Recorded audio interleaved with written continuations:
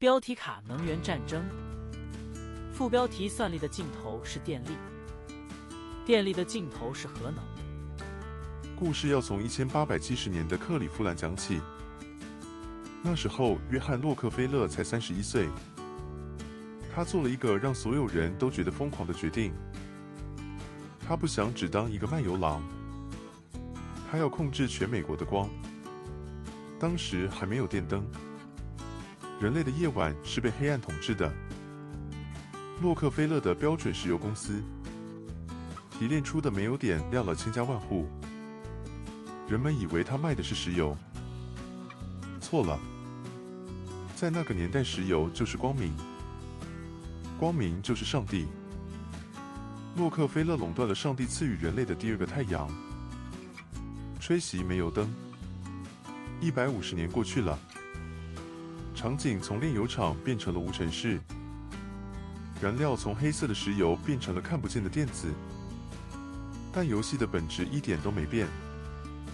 看看现在的矽谷，萨蒂亚·纳德拉、山姆·奥特曼、杰夫·贝佐斯，你们以为他们是科技大亨，以为他们卖的是软体是演算法？不，撕开那层高科技的外衣，你会看到洛克菲勒的影子。他们现在正在做的事情，跟150年前的标准石油一模一样，垄断能源。这不是比喻，这是正在发生的资本并购。请看这份刚刚解密的合约文件，微软刚刚签署了一份长达20年的电力采购协议。为了这份合约，他们甚至要重启那座被诅咒的电厂——三里岛。那是美国核能史上的噩梦。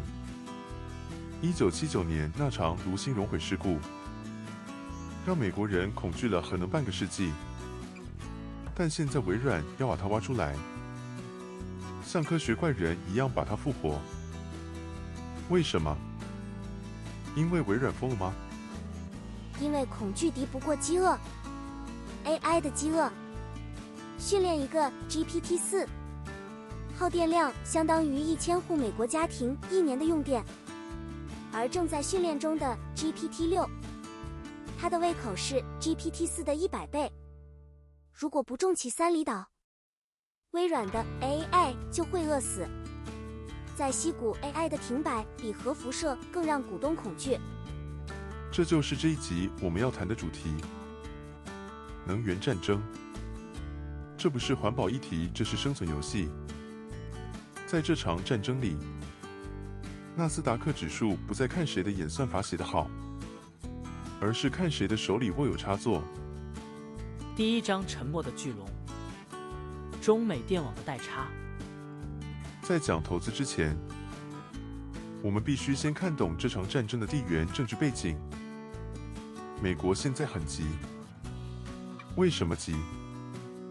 因为他们猛然回头，发现背后有一条巨龙，不仅追上来了，而且在心脏供血系统上已经领先了一个世代。启动基础设施扫描。数据对比：美国电网平均寿命超过40年，70%的输电线路和变压器已经接近使用年限。它像是一个患有动脉硬化的老人。中国电网拥有全球唯一的特高压输电技术，这相当于电力的高铁，能将西部沙漠的风电瞬间输送到3000公里外的东部工厂，损耗极低。这就是关键。特高压。中国国家电网宣布，2025年将投入890亿美元建设电网，创下人类历史新高。这笔钱是用来做什么的？是为了给接下来的算力大爆发铺路。听懂了吗？如果你把电力比喻成数据，美国还在用3G 网络，而中国已经全面铺设5G 了。AI 需要算力，算力需要电力，电力需要电网，美国虽然发明了 Transformer 模型，发明了 GPU， 但如果美国的电网送不出电，那些 A700 晶片就只是一堆昂贵的废铁。记得2021年德州大停电吗？冻死了几百人。三星晶圆厂被迫停工，损失几亿美金。这就是美国电网的现状，脆弱碎片化。而现在你要在这条破旧的电线上挂上几百万颗吃电怪兽 A700， 这就像叫一个90岁的老人去跑100米冲刺，结果只有一个心脏骤停。这也解释了为什么无论是拜登还是川普，无论谁当选，能源回流与电网升级都是美国未来的绝对国策。他们不能输，因为输了能源就输了 AI， 输了 AI 就输了帝国的未来。第二章物理学的报复，为什么氯能救不了 AI？ 现在一定有环保人士会跳出来说，赖哥为什么一定要用核电？为什么不用爱地球的太阳能和风力？Google 不是说要100%绿能吗？因为 AI 不吃这一套。AI 是极度理性的，它只遵守物理学，而在电力物理学里，太阳能和风力有一个致命的缺陷，叫间歇性。解释一下术语：机载电力 AI 资料中心是24小时全年无休的，它的负载是一条平直的直线，但太阳能只有白天有，风力看天吃饭，还有70%的缺口怎么办？靠电池吗？以现在的电池技术，要储存足够一座 AI 城市用1晚上的电，成本会高到让微软破产。而且锂电池本身就是高污染产业，更别提控制权还在中国手上，这是一个死局。过去10年，德国就是信了这个邪，关掉核电厂，全部压住绿能。结果现在德国电价是欧洲最贵，工业出走，最后还得上煤炭。这就是物理学的报复。所以硒谷的答案很诚实，他们嘴上说 ESG， 身体却很诚实地拥抱了核能，能量密度最高，碳排放为0，24小时稳定输出。这是唯一能匹配 AI 胃口的神之火，特别是 SMR 小型模组化反应炉，大家把它想象成能源界的 iPhone。以前盖核电厂像盖金字塔要花10年 ，SMR 像乐高积木，工厂做好了直接运到 Google 的资料中心旁边，插上电就能用。这才是真正的赛博朋克。大企业不再依赖国家电网，他们拥有自己的发电厂，拥有自己的能源主权。第3章实战 S3 能源军火库。历史讲完了，物理讲完了，现在我们来讲最重要的事情：怎么赚钱。既然我们知道缺电是必然的，核能复兴是必然的，我们该怎么打造我们的能源军火库？第一层卖电的庄家，这层最稳，买那些手里已经拥有核电厂的公司。星座能源 CG、Vistra VSD。